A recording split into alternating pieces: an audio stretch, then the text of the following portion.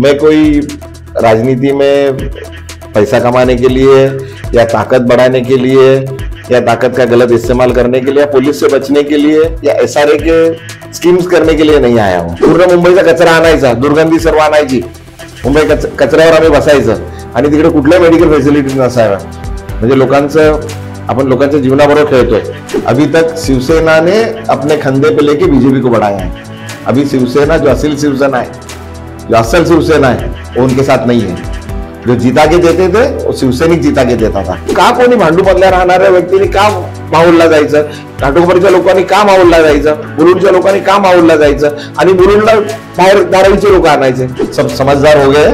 अभी इस बार उनकी कोई मैजिक और कोई जो उनका जो एजेंडा है, लोगों को डिवाइड एंड रूल, जो ब्रिटिशर्स का एजेंडा वो फॉलो कर रहे हैं, वो इस बार होगा नहीं. वो हम पे आरोप कर रहे हैं, वो भी तो सत्ता में थे इतने टाइम, उन्होंने क्या किया जीतने के बाद.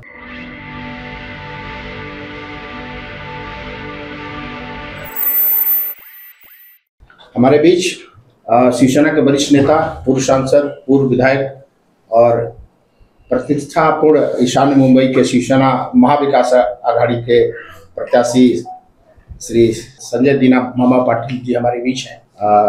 चुनाव की प्रक्रिया शुरू हो गई है. 19 अप्रैल से मतदान भी शुरू हो जाएंगे और इनके क्षेत्र का मतदान 20 मई को है. पार्टी ने इनका नाम डिक्लेयर कर दिया और जोर शोर से लग गए हैं. इनके हम लोग साक्षी इसलिए हैं कि इस अखबार में काम करने वाले 3-4 लोग इनके मतदाता हैं. तो हम लोग देख रहे हैं कि रोज ये अपने क्षेत्र में घूम रहे हैं. हमारी शुभकामनाएं हैं. और भाऊ, चुनाव को लेकर के आपकी क्या रणनीति है? आपके चुनाव क्षेत्र में आप क्या करने वाले हैं और किस तरह से वोटरों तक पहुंच सकते हैं? आपके पास विजन क्या है अपने क्षेत्र का? क्योंकि आप एक बार सांसद, एक बार विधायक भी रहे हैं, आपका परिवार राजनीतिक रहा, आपके पिताजी भी लंबे समय तक इस क्षेत्र का प्रतिनिधित्व किए. इन सब मुद्दों पर हम आपसे बात करेंगे. आपका नवभारत और नवराष्ट्र में स्वागत करते हैं और अपनी बात की प्रक्रिया शुरू करते हैं. आपको उद्धव जी ने बहुत पहले ही क्लियर कर दिया था कि आप चुनाव लड़ने वाले हैं. आपका नाम भी आया. आपके पास भी एक अपना विजन होगा कि भाई हम जब किस मुद्दों को लेकर के हम जनता के बीच में जा रहे हैं, क्या आपका एजेंडा क्या है? मुद्दे तो बहुत है और सिर्फ अभी इलेक्शन है बोल के हम लोगों के पास नहीं जा रहे. क्या इलेक्शन का प्रोसेस है जो होता है वो एक दिन का या एक महीने का या इलेक्शन डिक्लेयर हो जाए तब का नहीं है. इलेक्शन का प्रोसेस कंटिन्यूस होता है. जिस दिन इलेक्शन खत्म हो जाता है दूसरा इलेक्शन का प्रोसेस शुरू हो जाता है. और हम राजनीति में और समाज कार्य में पहले से है. भले अभी मैं पहले एनसीपी में काम करता था, एनसीपी के साथ था, जुड़ा था. अभी शिवसेना के साथ गए 5 सालों से मैं शिवसेना में काम कर रहा हूँ. और उद्धव जी ने पहले ही 6 महीने पहले ही हमको आदेश दे दिए थे कि आपको इलेक्शन लड़ना है तो आप यहाँ कॉन्सेंट्रेट कीजिए.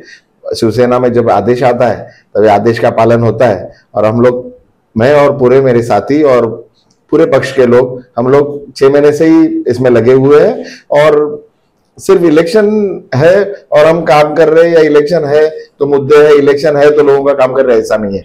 It is a continuous process. भाऊ, आपका परिवार कांग्रेसी रहा है. आपके पिताजी कांग्रेस एमएलए थे और आप एनसीपी से एक बार एमएलए और एक बार एमपी भी रहे. और अभी आप शिवसेना से अब चुनाव लड़ रहे हैं. एक तरह से कहे तो महाविकास आघाड़ी से आपका पुराना संबंध है. तीनों पार्टियों के बीच में अपने परिवार आपने काम किया है. हम नेताओं के तो गठबंधन हो गए. जमीन पर भी क्या सारे कार्यकर्ता आपके साथ हैं कांग्रेस और एनसीपी के लोग? नहीं, हम लोग जो बंबई का या महाराष्ट्र की जो राजनीति है वो ऐसा अभी थोड़ा जरा होने लगी है. पर पहले से ऐसा नहीं था कि कोई संघर्ष वाले ऐसे जात धर्म या पार्टी का ऐसा नहीं. सब लोग समाज के लिए काम करना है या काम करने के लिए साथ में आते हैं. ऐसा कोई लड़ाई झगड़े वाला बात नहीं है. सब लोग मिलके काम करते हैं. और मैं कांग्रेस में भी रहा, कांग्रेस का विद्यार्थी संगठन का अध्यक्ष था. फिर शरद पवार जी ने एनसीपी बनाई, उनके साथ था. फिर अभी शिवसेना में उद्धव जी के साथ हूँ. और शिवसेना में आने के बाद जैसे मैं शिवसेना में आया हूँ तो शरद पवार जी और कांग्रेस मिलके शिवसेना के साथ आ गए. तो कंफर्ट लेवल है. सब कांग्रेस के लोग हैं, कांग्रेस के परिवार के लोग हैं. एनसीपी के तो परिवार ही है, हमारा जुड़े हुए ही है. शिवसेना के साथ मिलके अच्छे से काम कर रहे हैं. कोई ऐसा नाराजगी है ऐसा कुछ, सभी लोग अपने अपने पार्टी के लिए कोशिश करते हैं कि हमारा उम्मीदवार होना चाहिए. हमारा प्रत्याशी होना चाहिए, पर वो सब क्लियर हो गया है, सब काम पे लग गए, लीडर लग गए, कार्यकर्ता लग गए, और जो मानने वाले लोग हैं, मतलब जो वोटर्स है और जो कांग्रेस के वोटर्स है, एनसीपी के वोटर्स है, शिवसेना के वोटर्स है, मिलजुल के काम कर रहे हैं और सब लोग साथ में अच्छा प्रचार अच्छा चल रहा है। अच्छा से जो मीटिंग्स हो रही है, मोहल्ले की मीटिंग्स हो रही है, सब ठीक से अच्छा माहौल है और हम लोग अच्छे से इलेक्शन लड़ेंगे और अच्छे तरीके से जीतेंगे। संजय जी, आपके प्रतिद्वंदी उम्मीदवार हमारे कार्यालय में आए थे। हाँ। उन्होंने कहा कि संजय जी आदमी बड़े अच्छे हैं। हाँ। आपकी तुलना उन्होंने महाभारत में कर्ण से की। हाँ। कि वो कर्ण है लेकिन गलत लोगों के साथ चले गए हैं। तो आप तो महाभारत के संजय हैं, कैसे दिखते हैं उनके? नहीं, ऐसा मैं कोई गलत लोगों के साथ नहीं हूँ, मैं बहुत अच्छे लोगों के साथ में हूँ। और मैं शिवसेना में आया हूँ तो एनसीपी कांग्रेस को भी साथ में इकट्ठा कर लिया हूँ, और मैं कोई भगवान नहीं, सामान्य व्यक्ति हूँ। मेरा परिवार, मेरे साथी, हम राजनीति में है लोगों की सेवा करने के लिए। वो सेवा किस तरह होती है?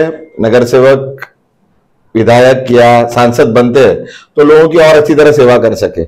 मैं कोई राजनीति में पैसा कमाने के लिए या ताकत बढ़ाने के लिए या ताकत का गलत इस्तेमाल करने के लिए या पुलिस से बचने के लिए या एसआरए के स्कीम्स करने के लिए नहीं आया हूं। मैं लोगों की सेवा के लिए हूं और मेरे साथी है, जो मेरे साथ में जुड़े हुए लोग हैं, मेरे परिवार के लोग हैं, वो सभी लोगों की सेवा करने के लिए है।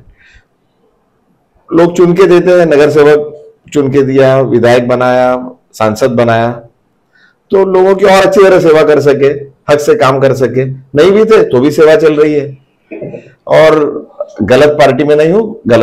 मिहिर जी भी मेरे अच्छे दोस्त हैं, हम लोग समाज का मिलके, मतलब जो विधायक रहे हैं उससे पहला भी संपर्क में रहे हैं। और मैं जब 2009 में सांसद बना था तो मेरे सांसद बनने में उनका भी बहुत बड़ा योगदान है। स्थानिक पातळीवरचे मुद्दे तुमच्या मतदारसंघातले, आता हे तर सगळं पक्षीय जे राजकारण आहे ते बोललो, हे पूर्ण राज्य स्तरावर सुरू आहे, त्या पातळीवर त्याचा प्रचार सुरू आहे, बरोबर, तो भाग वेगळा। पण स्थानिक पातळीवरचे जे काही सगळे प्रश्न आहेत आपल्या याच्यातले, माझ्या म्हणजे मतदारसंघातलं बघायला एकदम खूप म्हणजे असं टोकाचं मतदारसंघ आहे। म्हणजे एकीकडे खूप एकदम चांगली मोठी पॉश वस्ती आणि दुसरीकडे झोपडपट्टी, असं काही नाही आहे का? म्हणजे नुसतं टोकाचं आहे। मतदारसंघ, ईशान्य मुंबईचा मतदारसंघ आहे हा मुलुंड, भांडूप, कांजूर, विक्रोळी, घाटकोपर आणि शिवाजीनगर, गोवंडी आहे। सर्वात मोठं इकडे जे समस्या आणि काम आहे, म्हणजे अगोदर समस्याबद्दल बोलतो, त्या समस्या अशा आहे का पूर्ण मतदारसंघात म्हणजे मुलुंड पासून लागून ते गोवंडी पर्यंत शिवाजीनगर हा डम्पिंग ग्राउंड, मुंबईचा पूर्ण कचरा हा ईशान्य मुंबईमध्ये येतो। कचरा साहजिकच आहे, कचरा येणारच आहे, तो कुठे जाणार? कुठेतरी डंप करावा लागणार आहे। तसं न करता जे प्रोसेस करतात आहे त्याचे प्रोसेस ते पूर्ण चांगल्या पद्धतीने होत नाहीये। अगोदर मुलुंडच्या लोकांना त्रास होता, आता कांजूर, भांडूपला आणलेलं आहे, तिकडेही एवढा भन्नाट वास येतो आणि एवढ्या रोगराई वाढलेली आहे, म्हणजे श्वास नाही घेऊ शकत। संध्याकाळी आपणही तिकडे राहता, 2-3 लोक आपण तिकडे राहता, तर तिकडे आपण म्हणजे राहणं कठीण झालेलं आहे। आणि कसं म्हणजे रोगराई वाढलेली आहे आणि शिवाजीनगर, गोवंडीमध्ये तर मेडिकल वेस्ट पण येत आहे। तिकडचं म्हणजे त्यांचं ओव्हरफिल झालेलं आहे, म्हणजे त्यांचं कॉन्ट्रॅक्टही संपलेलं आहे, तरी पण तिथे डंप करतच आहे, कारण जागाच नाही, कुठे काय करणार, डोंगर झालेले आहेत। पण फॅक्टरी ते मेडिकल वेस्टची फॅक्टरी आहे। आता ती कोणाची आहे काय मला सांगायला नको, आता इलेक्शन आहे म्हणून राजकारण करतोय असं नाही, ती कोणाची, जे सत्तेत आहे त्याच लोकांची ती आहे, त्यांचाच आहे त्याच्यात। आणि ते कुठेही त्याचं जे फ्युम्स येतात आणि सर्व ते जे प्रोसेस झाला पाहिजे तसं होत नाही। त्यामुळे शिवाजीनगर, गोवंडीच्या लोकांचं हे आयु, जर आपण जे WHO रिपोर्ट बघितला तर तिकडच्या लोकांचं जे आयु आहे ते कमी झालेलं आहे या सर्व डम्पिंग ग्राउंडमुळे। आणि तिकडे कुठल्याही मेडिकल फॅसिलिटीज चांगल्या नाहीये। गव्हर्नमेंटचा वारंवार आम्ही मागे लागून करून का बाबा चांगल्या पद्धतीचं सुसज्ज म्हणजे मल्टी स्पेशालिटी हॉस्पिटल आलं पाहिजे, काहीच नाही। ते शताब्दी हॉस्पिटल आहे, त्याचं म्हणजे तिथे आपण बघा त्याची काय कंडिशन आहे, जे मेडिकल फॅसिलिटीज आहे म्हणजे पूर्ण जिल्ह्यातच जी मेडिकल फॅसिलिटीज आहे। मुलुंडला मी एक खासदार असताना काम सुरू केलंय हॉस्पिटलचं, 12 वर्ष झालेत अजून ते काम पूर्ण होत नाहीये। जे घाटकोपरचं आमचं हॉस्पिटल आहे ते ओव्हरफिल असतं आणि त्यांना म्हणजे तिकडे फॅसिलिटीजच नाहीये, तिकडे झालं पाहिजे. भांडूपमध्ये बनतंय, ते कधी बनेल काय होईल त्याचा पत्ता नाहीये. मेडिकल फॅसिलिटीज आहेच नाही. म्हणजे पूर्ण मुंबईचा कचरा आणायचा, दुर्गंधी सर्व आणायची, मुंबई कचऱ्यावर आम्ही बसायचं आणि तिकडे कुठल्या मेडिकल फॅसिलिटीज नसाव्या. म्हणजे आपण लोकांच्या जीवनाबरोबर खेळतोय. आम्ही वारंवार सर्व हे करूनही काही त्याच्यावरती त्यांचा काहीच असर होत नाहीये प्रशासनावर. आणि दुसरं बघायला गेलं तर ज्या म्हणजे भांडूप, मुलुंड, कांजूर, विक्रोळी, घाटकोपर या ठिकाणी सर्व फॅक्टरीज होत्या अगोदर. त्या फॅक्टरीज सर्व बंद झाल्यात. मोठे मोठे शॉपिंग मॉल्स आणि हाऊसिंग कॉम्प्लेक्सेस झालेले आहेत. इन्फ्रास्ट्रक्चर तोच राहिलेला आहे. रस्ते तेवढेच आहे. ब्रिजेस आम्ही मी आमदार असताना प्रपोजल दिलंय, खासदार असताना प्रपोजल दिलंय. ब्रिजेस झाले पाहिजेत, रोड वाइंडिंग झालं पाहिजे. काहीच होत नाही, तेवढंच राहिलेलं आहे. गाड्या म्हणजे एक सोसायटीज कुठे 2000 फ्लॅट आहे, 1000 फ्लॅट आहे, 500 फ्लॅट आहेत. भयंकर लोकवस्ती वाढलेली आहे. आणि पाणी तेवढंच आहे, इलेक्ट्रिसिटी तेवढीच आहे, रोड तेवढेच आहे, सिवेज तेवढंच आहे. कुठेही काही इम्प्रुव्हमेंट झालेलं नाही. एवढं लोड आलेलं आहे, काहीच त्याच्यावर वर्किंग करत नाही. मी प्रपोजल तेव्हा होतो, आमदार खासदार होतो तेव्हाही प्रपोजल दिलं होतं. अगोदर जे तुम्ही डेव्हलपर आहात ते हजारो करोड रुपये कमवतात, तुम्ही त्यांच्याकडून इन्फ्रास्ट्रक्चर डेव्हलप करून घ्या, रोड त्यांच्याकडून करून घ्या, फॅसिलिटी सर्व त्यांच्याकडून डेव्हलप करा. ते कमवणार आहेत, करणार आहे, त्यांच्याकडून डेव्हलप करा, कारण तो लोड तेवढा वाढणार आहे. इन्फ्रास्ट्रक्चर डेव्हलप करून नंतर मग डेव्हलपमेंट तर झालं पाहिजे, पण ऍट व्हॉट कॉस्ट. तासन-तास जातात. मेट्रोचं काम वर्षानुवर्ष एवढं वर्ष रखडलेलं आहे, त्याच्यामुळे जे लोड आहे ते वेगळं. दुसरं, शाळा कॉलेजेस जे पाहिजे जसं गव्हर्नमेंटचे त्या पद्धतीचे नाही आहे. मोठे लोक राहतात त्यांच्यासाठी आहे, पण सामान्य जनतेसाठी पण हवं आहे का बाबा? फीज एवढे वाढलेले आहेत, कसं परवडणार? सामान्य जनताही आहे तिकडे. जे प्रोजेक्ट रखडलेले आहेत, SRA रिडेव्हलपमेंटचे एवढे प्रोजेक्ट रखडलेले आहेत, गव्हर्नमेंटचे हाऊसिंग कॉम्प्लेक्सेस आहेत, त्यांचं जे अगोदर काढतात परत ते GR फिरवतात. मी आपल्याला सर्व डिटेल्स देतो त्याची. गव्हर्नमेंटची लोकांना एवढा त्रास झालेला आहे, डेव्हलपमेंट त्यांचं रखडलेलं आहे. तुम्ही वरलीला एक कायदा करता CRZचा, आणि तेच आम्हाला विक्रोळीला, घाटकोपरला आम्हाला CRZचा डेव्हलपमेंटसाठी वेगळा कायदा आहे. म्हणजे मोठ्या लोकांसाठी वेगळा कायदा आणि आमच्या सामान्य लोकांसाठी वेगळा कायदा. कुठेतरी समांतर पाहिजे काहीतरी. तुम्ही त्यांना कमी करतात आणि ते आम्हाला वाढवतात. म्हणजे फरक सांगतोय मी का आमच्या मतदारसंघात काय काय त्रास आहे. समस्या म्हणजे त्यांचं काही अंतच नाहीये. नई समस्या आई है की धारावी के ते जाने वाले. आता ते दोन आहे. आता ते लोकांचं कन्फ्युजन आहे. दोन आहेत ज्यात, एक PAPचं आणि एक सालांतराचं आहे. आमचं जे, मी ज्या पक्षात काम करतो का माझ्याबरोबर जे काँग्रेस, NCP, समाजवादी पार्टी, जे सर्व मित्र पक्ष आहे, आमच्या सर्व पक्षांचं आणि आमचं वैयक्तिक सर्वांचं एकच आहे का ज्या ठिकाणी लोक राहतात, धारावीच्या लोकांना धारावीतच राहिलं पाहिजे. कायदा आहे का बाबा जास्तीत जास्त तुम्हाला त्यांना पाठवायचं 2 किलोमीटरच्या आत टेम्पररी हाऊसिंग दिलं पाहिजे. आणि का कोणी बाहेर जावं? तिकडे जागा अवेलेबल आहे. आपण साधे SRAचे कामं करतो तर तिकडच्या तिकडे बनवतो. त्यांना का धारावीच्या लोकांना सर्व आपल्या शाळा, कामधंदे, सर्व आजूबाजूचे सर्व सोडून मुलुंडला काय यायचं? त्यांनाही नाही यायचंय. आणि मुलुंडच्या लोकांनाही अगोदर एवढा लोड आहे. आपण चेकनाकाला याल तर तासन-तास मुलुंडच्या लोकांना आतमध्ये, मुलुंडमधून आतमध्ये यायला लागतं. तर का लोड अजून वाढून घ्यायचा? असं नाही का त्यांना काहीतरी बाबा धारावीचे लोक काय येतात असा त्रास नाही, पण लोड एवढा येणार आहे आणि धारावीच्या लोकांना पण यायचं नाही. PAPचं आहे. PAP जे भांडूपचे लोक आहेत, मुलुंडचे लोक आहेत, त्यांना तुम्ही माहुलला पाठवतात. भांडूप, मुलुंड, घाटकोपरच्या लोकांना माहुलला पाठवतात. माहुलच्या जे ट्रान्झिस्ट कॅम्प्स आहेत का, जे हाऊसिंग दिलेले आहेत त्यांना, जे सालांतर केलंय, त्याची कंडिशन बघितली आपण तर एकदम म्हणजे आपण राहू शकत नाही. एवढा वास, घाणीचं साम्राज्य आहे. कुठेही काही इन्फ्रास्ट्रक्चर नाहीये. शाळा, कॉलेज, सर्व घरं सोडून ते लोक वर्षानुवर्ष तिकडे गेलेले आहेत. काहीच तिकडे त्यांना फॅसिलिटीज नाही. दुर्गंधी एवढी आहे, एवढा त्रास आहे. आणि भांडूपमध्ये, मुलुंडमध्ये तुम्ही बाहेरचे लोक, बाहेरचे PAPs आणतात. असं हा कुठला अन्याय? भांडूपचे लोक, भांडूपमध्ये PAPs आहेत, त्यांना भांडूपमध्येच द्या. तुम्ही बाहेरचे लोक तिकडे आणतात. दुसरे जे बिल्डर्सना पण जे फॅसिलिटीज देतात आपण, बाहेरच्या लोकांना तिकडे आणायचं देतात. तुम्ही आहे त्या लोकांना तिकडेच द्या. इन्फ्रास्ट्रक्चर लोड वाढेल. लोड तर वाढतोय, पण का कोणी भांडूपमधल्या राहणाऱ्या व्यक्तीने का माहुलला जायचं? घाटकोपरच्या लोकांनी का माहुलला जायचं? मुलुंडच्या लोकांनी का माहुलला जायचं? आणि मुलुंडला बाहेर धारावीचे लोक आणायचे? कसा अन्याय, म्हणजे अन्याय करायचं पण काय कुठली एक हद्द असते, म्हणजे किती डोळा बंद करायचं आणि कोणासाठी होत आहे. मी आता काय कोणाचं नाव नाही घेत का काय नाही करत, हे कोणाला मदत करायला चाललंय. जे अगोदरच देशाचे एवढे श्रीमंत लोक आहेत त्यांना अजून किती श्रीमंत करणार आहे, आणि ऍट व्हॉट कॉस्ट. तुम्ही करा कोणाला श्रीमंत, आमचं काही त्याच्यात म्हणणं नाही, पण तुम्ही आमच्या लोकांना, गरीब लोकांना का अन्याय करताय, त्यांना का मारताय. 96 से 2019 तक का मैंने भी रिकॉर्ड देखा है. हाँ, ईशान मुंबई की जनता ने जितना मौका बीजेपी को दिया उतना कांग्रेस को भी दिया.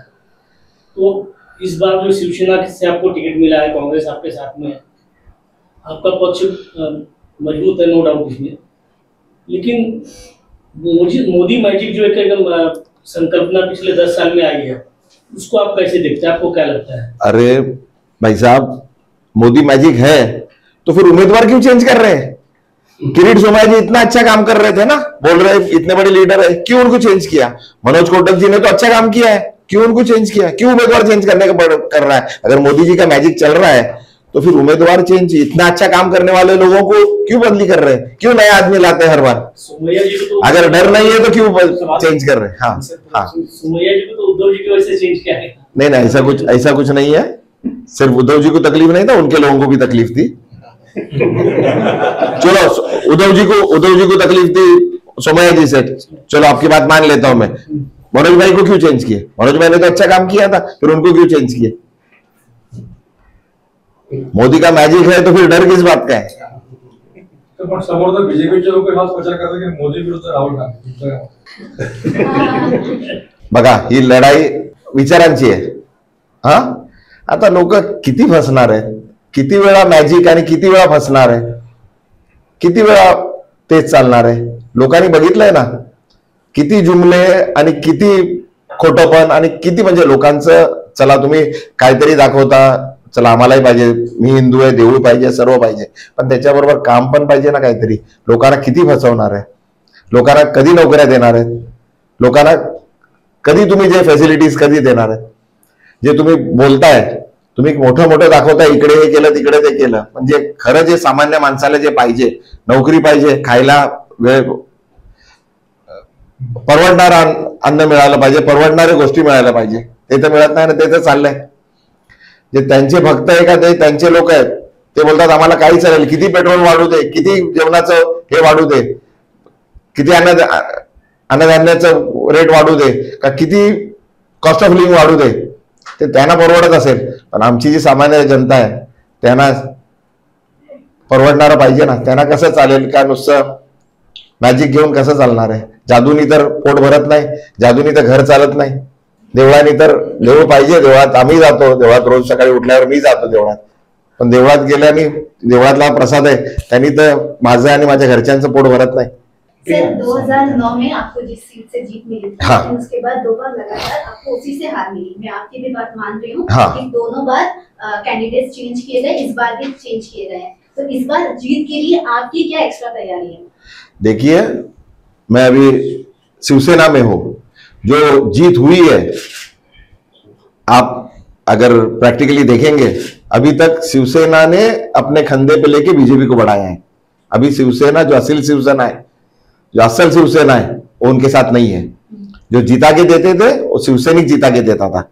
अभी मैं शिवसेना में हूं और कांग्रेस, एनसीपी, समाजवादी पार्टी और आप अन्य पक्ष सब हमारे साथ में है. आप सादा गणित लगाइए, कौन जिता के दे रहा था और क्या होगा, ये मैं बोलना नहीं चाह रहा है. अभी वो लोग कोशिश कर रहे हैं, क्या इसको लड़ा है, हमारे लोगों को लेके जाके कोशिश कर रहे हैं क्या बाबा नहीं आप इस ए पार्टी से लड़ो, किसी का नाम नहीं ले रहा हूं मैं, इस पार्टी से लड़ो, उस पार्टी से लड़ो, कोई एक विशेष समाज के लोगों को जिनको लग रहा है उनसे डर है, क्या वो 100% हमको वोट करेंगे. जो काम उद्धव जी ने किया है, कोविड में हो या कोविड में काम करने का मौका मिला नहीं, क्यों 2 साल तो 2.5 साल की सरकार में 2 साल तो कोविड था, पर उन्होंने कोविड के लिए जो काम किया है उसकी वजह, और जो सब समाज को साथ में लेने का काम किया है, हर समाज के लोग उनसे जुड़े हैं. और एक समाज से डर लग रही है उनको, तो वो समाज के लोगों को ये करके वो चाह रहे हैं क्या वोट डिवाइड करे, पर ऐसा सब समझदार हो गए. अभी इस बार उनकी कोई मैजिक और कोई जो उनका जो एजेंडा है, लोगों को डिवाइड एंड रूल, जो ब्रिटिशर्स का एजेंडा वो फॉलो कर रहे हैं, वो इस बार होगा नहीं। लोगों ने तय कर लिया है इस बार क्या करना है। बहुत सहन कर लिया, बहुत अन्याय सहन कर लिया, बहुत आपस में जो डिवाइड एंड रूल वाला जो है, आपस में लोगों को लड़ाना और सिर्फ जुमलेबाजी करके और सिर्फ बड़े बड़े ख्वाब दिखा के करना, अभी लोगों ने उनकी सबकी ख्वाब से उड़ गए लोग। अभी प्रैक्टिकली जो लोग उनके साथ देंगे, जो साथ देते हैं, जो मदद करते हैं, जो काम करते हैं, उनको लोग चुन के देंगे और उनके साथ रहेंगे लोग। याला जोडूनच माझा एक प्रश्न असा आहे, हो बोला ना। मगाशी पांडेजी म्हणाले की तुमचा तिन्ही पक्षांमधला प्रवेश आणि संपर्क असं त्यांनी ते हे मांडलं। या सगळ्या याच्यामध्ये मत ट्रान्सफर करत असताना तुम्हाला तिन्ही पक्षांची मानसिकता माहिती आहे, तर ते मत ट्रान्सफर होतील? 100% होणार। आम्ही काय जे समाजवादी पक्षाचे मत शिवसेनेकडे ट्रान्सफर होतील किंवा एनसीपीचे मत शिवसेनेकडे ट्रान्सफर होतील असं होत आहे ग्रासरूटला? का नाही होणार? आपण बघा, आपण पण त्यात इलेक्शन आहे, का नाही होणार आहे? एका शक्ती विरुद्ध सर्व एकत्र आलेलो आहे। जी शक्ती देशाचा नाश करायला निघाली, लोकांमध्ये डेव्हलपमेंट दाखवतात आहे। खरं काय डेव्हलपमेंट झालं आपल्याला सर्वांना माहिती आहे, कुठल्या लेवलला झालंय तेही माहिती आहे। तर ते जे फसवण्यात आहे आणि लोकांना जे हा जो त्रास आहे, हा नुसतं आपल्याला होणार नाही का, आपल्याला होत नाहीये, हे आपल्या मुलांना, आपल्या नातवंडांना पण त्रास होणार आहे। आणि मग ते लोक तेव्हा बोलतील तुमच्या हातात होतं ह्यांना थांबवायचं, तुम्ही तेव्हा थांबवलं नाही। आता दिले ना त्यांना, पण वेळ दिला त्यांना, बघितलं लोकांनी, त्यांना देऊन बघितलं, 10 वर्ष दिली ना। आता किती वेळ म्हणजे एक कुठल्याही गोष्टीला एक मर्यादा असते। चला एकदा वेळ दिली, 50 दिवस मागितले होते, 5 वर्ष दिले, परत अजून वेळ मागितली, दिलं, अजून किती वेळ द्यायचा आहे आणि कशासाठी द्यायचा आहे? सर 2 प्रश्न विचारेन। हो। पहिले, सुट्टीचा काळ आहे सध्या, कोकणी बांधव मोठ्या प्रमाणावरती गावी जात आहेत, मग अशा काळामध्ये जास्तीत जास्त मतदान व्हावं याच्यासाठी तुम्ही काय पावलं उचलत आहात? नाही, आम्ही सर्वांना विनंती करतोय का बाबा मतदान हे तुमचा अधिकार आहे, मतदान तुम्ही केलंच पाहिजे। मतदान नाही केलं तर परत असाच कुठला तरी तुम्ही राक्षसाला परत जीवदान द्याल, त्याच्यामुळे तुम्हाला तुमच्या मुलांना पूर्ण 5 वर्ष परत सहन करावं लागेल। आणि आता लोक आता गावाला नंतर जातील, अगोदर मतदान करतील, नंतर गावाला जातील। आणि माझ्या मतदारसंघापुढे म्हणजे माझ्या जे भांडू मुलुंड खांजूर विक्रोळीच्या मी फिरतोय तिकडे, मी गेलो का हा विषय काढला का लोक, मी नाही बोलत आहे, लोकांमधून एकच आवाज येतो, अगोदर भाऊ, आधी भाऊ, नंतर गावाला जाऊ। सर दुसरा प्रश्न असा विचारेन की जर तुम्ही जिंकून आलात तर अशा कुठल्या विकास योजना असतील ज्याच्यावरती तुमचा मेन फोकस किंवा प्रायोरिटीज आहे की ज्या योजना अंमलात येतील? अगोदर बघा, अगोदर तर हा डम्पिंग ग्राउंडचा राक्षस आहे, तो आम्ही हद्दपार करणार आहे। आम्हाला नको, आता बस झालं। आमच्या लोकांचं म्हणजे वय कमी झालंय, म्हणजे आयु कमी झाली, रोगराई तर आहे, टीबी, कॅन्सर सारखे मोठे मोठे रोग, म्हणजे चेस्ट, छातीतले रोग, श्वासाचे रोग खूपच जास्त झालेले आहेत। तुम्ही जर आपण तिकडे, आपल्या इथले लोक राहतात तिकडे, नाही तर संध्याकाळी जर आपण आलात का, दिवसभरात कधी तिकडे आलात येऊन उभं राहिला तर जो वास येतो आणि जो श्वास घेऊ शकत, घरात बसून श्वास घेऊ शकत, असं वाटतं पळून जावं कुठेतरी लांब, इथून लांब जावं जिकडे जरा श्वास घ्यायला मिळेल। हा राक्षस अगोदर काढायचाच आहे। डेव्हलपमेंटचे खूप सर्व प्रोजेक्ट्स रखडलेले आहेत आणि एवढा त्रास होतोय। इन्फ्रास्ट्रक्चर काय झालंय, नुसतं प्रोजेक्ट सुरू केलेले आहेत, पूर्ण तुम्हाला कुठले नेले नाही। ते सर्व स्टेट गव्हर्नमेंटचे असू दे, महानगरपालिकेचे असू दे, सेंट्रल गव्हर्नमेंटचे जे प्रोजेक्ट्स आहेत ते लवकरात लवकर पूर्ण घेऊन करायसाठी आम्ही अगोदर प्रयत्न करणार आहेत। मुलुंड चेकनाक्याचं एवढं ऑक्ट्राय बंद झालेलं आहे, तिकडचं मोठं दोन्ही ठिकाणी स्पेसेस अवेलेबल आहे, तिकडे लोकांना फायदा होईल, काय जे एम्युनिटीज देऊ शकू आम्ही त्याच्यावरती आम्ही वर्किंग करतोय। उगाच काहीतरी बोलून काहीतरी खोटं बोलायचं माझं हे नाही। मी जेव्हा आमदार होतो, खासदार होतो, तेव्हा या सॉइल लँडसाठी शरद पवार साहेब ग्रुप ऑफ मिनिस्टरचे हे होते, तेव्हा मी त्यांना प्रपोज, आता जे हाऊसिंगचं आणतात दुसऱ्या लोकांना तिकडे आणून ठेवतात आहे, आणि चांगलं स्पोर्ट्स फॅसिलिटीज चांगल्यातल्या चांगल्या द्यायला पाहिजे, एज्युकेशनचं हब झालं पाहिजे, गरजेचं आहे। आपल्या मुलांना कुठे ग्राउंड राहिलेले आहेत आमच्या इथे, सर्व अगोदर चाळी बनल्या, आता चाळीच्या नंतर SRA ची बिल्डिंग बनतात, कुठेही खेळायला, कुठे रेक्रिएशन फॅसिलिटीज का स्पोर्ट्स राहिले नाही। एकाच ठिकाणी चांगलं, म्हणजे नुसतं स्पोर्ट्स नाही, स्पोर्ट्स युनिव्हर्सिटीज चांगल्या येतील, स्पोर्ट्सच्या क्षेत्रात सर्व टाईपचे स्पोर्ट डेव्हलप होतील, अशा फॅसिलिटीज, चांगले कॉलेजेस, चांगलं इन्स्टिट्यूशन्स आले पाहिजेत. त्यांना कोणालाही जर चांगलं फॅसिलिटीज दिल्या तर चांगले इन्स्टिट्यूशन्स येतील. शिवाजीनगर गोवंडीमध्ये आमच्याकडे एवढी वस्ती आहे, पण तिकडे मेडिकल फॅसिलिटीज नाही आहे, चांगलं हॉस्पिटल आलं पाहिजे. आम्हाला दुसरीकडे पळावं लागतं. जे हॉस्पिटल्स मोठे मोठे आहेत ते परवडत नाही, घर विकून जातात तिकडे बिल भरण्यामध्ये. कॉलेजेस, स्कूल्स जे अफोर्डेबल आहे असे अवेलेबल नाही आहेत. आदित्य साहेबांनी जे म्युन्सिपल स्कूल्सला चेंजेस केलेत त्याच्यामुळे आता लोक पब्लिक स्कूलमध्ये यायला लागलेत, त्या वाढल्या पाहिजेत, कारण खूप कमी होत आहे ते कामं करायला. म्हणजे एवढे कामं आहे का त्याला अंत नाही आहे. पण हे मेन असेल की dumping ground, infrastructure, education, health जे लोकांना पाहिजे. अगोदर काही झालं तर हॉस्पिटलला जावं लागतंय आणि फॅसिलिटीज अवेलेबल नाहीये, आणि जे फॅसिलिटीज अवेलेबल आहे ते परवडण्यासारखं नाही लोकांचे. म्हणजे काही मेजर झालं ते आपण आता बोलतोय का 5-5 लाख रुपये कोणाला तरी त्याचं मिळालंय का मला सांगा ना. आपण पब्लिसिटी होते का बाबा 5 लाख रुपये सर्व जनतेला आहे. मला तुम्ही 10 केसेस दाखवा ज्यांना त्याचा फायदा झालेला आहे. नहीं झालेला है, नहीं झालेला है. सर मेरा एक सिंपल सवाल है, ये मैं पूछना चाहता हूँ. आप इतनी कह रहे हैं, लेकिन आप लोग बीजेपी का ही आरोप है कि आप लोग इतने दिनों से जीत रहे हैं उस क्षेत्र में, लेकिन आप वहाँ का कुछ नहीं कर पाए. कोई ना ये जो डंपिंग ग्राउंड है, ना वहाँ की स्वास्थ्य व्यवस्था, कोई आप सही नहीं कर पा रहे. मतलब इतने दिनों तक आपने प्रतिनिधित्व भी आरोप है कि आप लोग वहाँ पे जितने जीते सब आप लोगों के जीते, लेकिन एक भी कोई व्यवस्था मानखुर्द और ये पूरा एरिया में आप लोग सही नहीं कर पाए, ऐसा आरोप बीजेपी का. मेरा आरोप नहीं. भाई साहब, हम जीते तो उनको भी तो लोगों ने जीता. हम समझो हम नहीं जीते थे, हमने काम नहीं किया था तो लोगों ने उनको जिता के दिया था, तो उन्होंने क्या किया. वो हम पे आरोप कर रहे हैं, वो भी तो सत्ता में थे इतना टाइम, उन्होंने क्या किया जीतने के बाद. 14 के बाद क्या किया, 19 में क्या किया. हम नहीं कर पाए थे. समझो आप बोल रहे हैं हम नहीं कर पाए थे इसलिए लोगों ने उनको चुन के दिया था, तो उन्होंने क्या किया था, उन्होंने क्या किया. उन्होंने स्थानीय स्तर पे जितने नेता चुने गए थे उनका पर्टिकुलर एक कंस्टिट्यूंसी है मानखुर्द की. मानखुर्द की बात करूं, पूरा एरिया में नहीं. तो उसके लिए आपका कोई प्लान है, ड्रीम प्लान है कि हम ऐसा डेवलप कर देंगे पूरा अपने.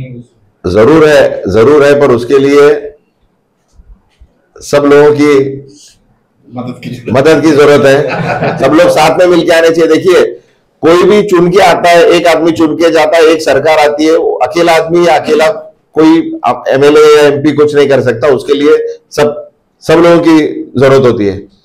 जितने जो खर्चा मुंबई म्युनिसिपल कॉर्पोरेशन के फंड से लाइट में लाइट लगाए ना, जिसका कोई काम नहीं है, लाइट बंद पड़ गए थे, वो फिर शुरू किए इलेक्शन आया तो वो जो लाइट का खर्चा है उससे कितने हॉस्पिटल बन जाते थे.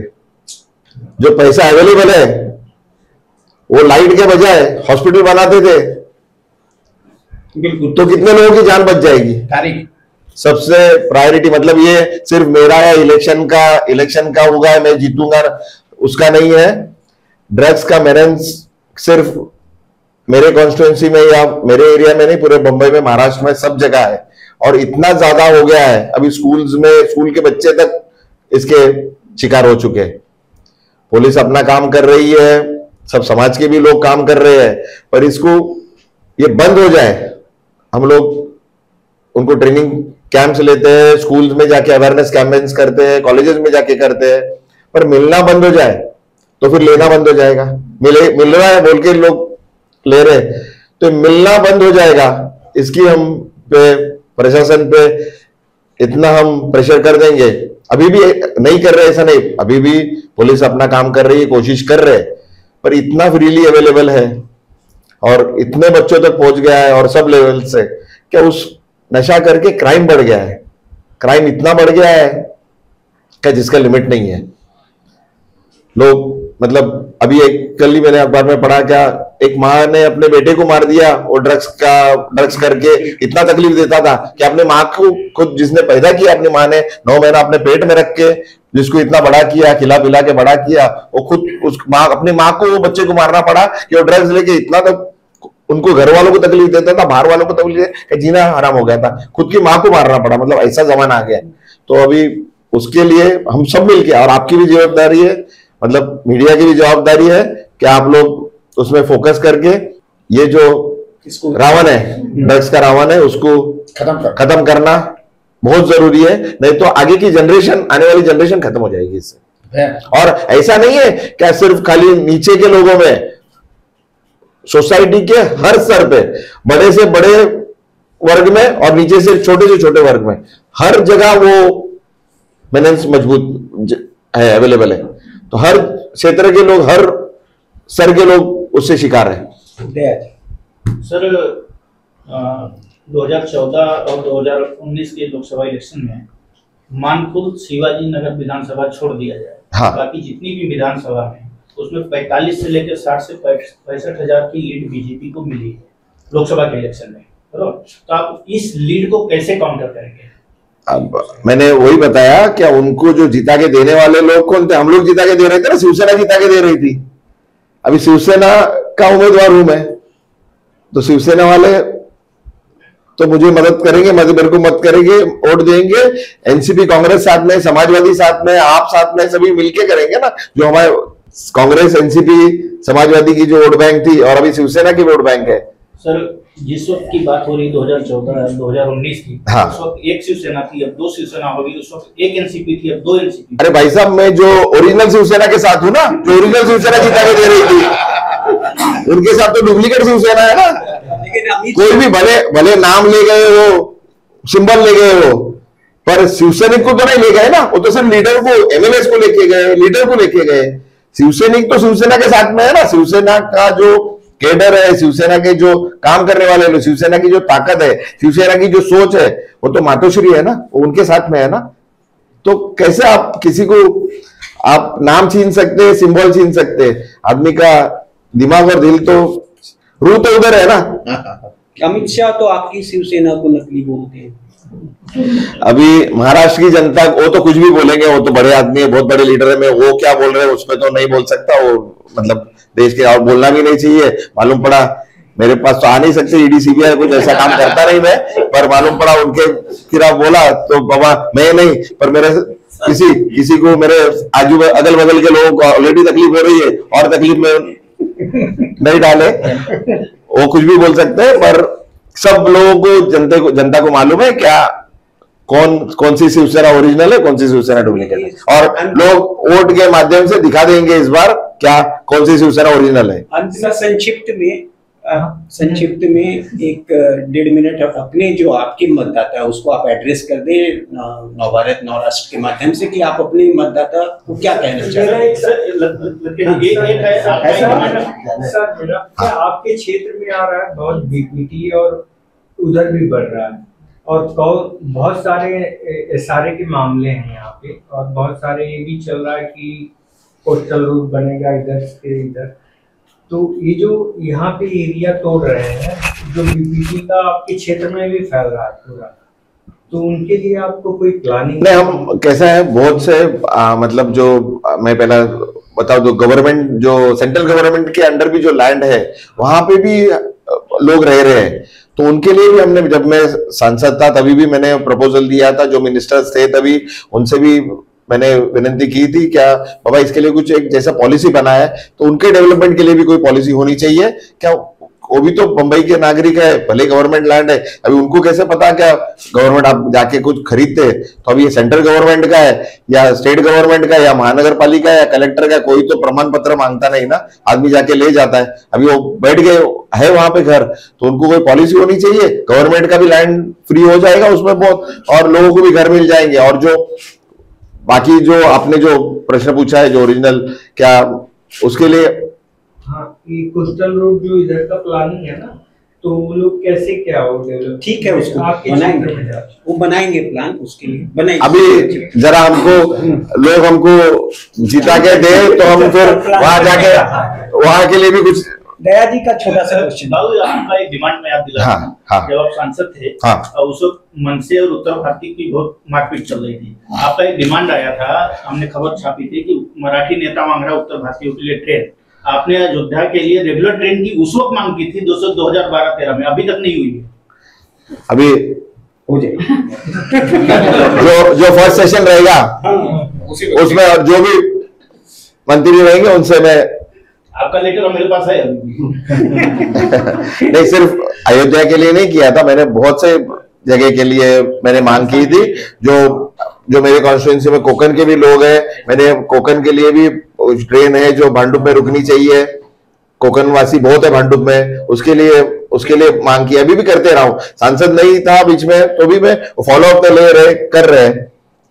और सभी समाज के मतलब जो साउथ इंडियंस हैं उनके लिए भी ट्रेन तभी करवा के भी लिए थे हम लोग, बहुत से ट्रेन, बहुत से जो जरूरत की चीजें है वो सिर्फ अयोध्या के लिए नहीं है, बिहार के लोगों के लिए भी की, उत्तर भारतीयों के लिए भी की है। सभी जो जरूरत है, जो कैसा है, सभी समाज के लोग आके निवेदन देते हैं कि ऐसा होना चाहिए। हमको तो मालूम नहीं होता, कोई लोग आके बताते हैं तभी हमको पता चलता है क्या करना है। फिर जैसे लोग बताते हैं उसमें हम वर्किंग करके कैसे कर सकते हैं, अधिकारी है या मंत्री महोदय या जो भी सरकार में बैठे उनसे भी काम करवा करके लेते हैं। बहुत बहुत धन्यवाद।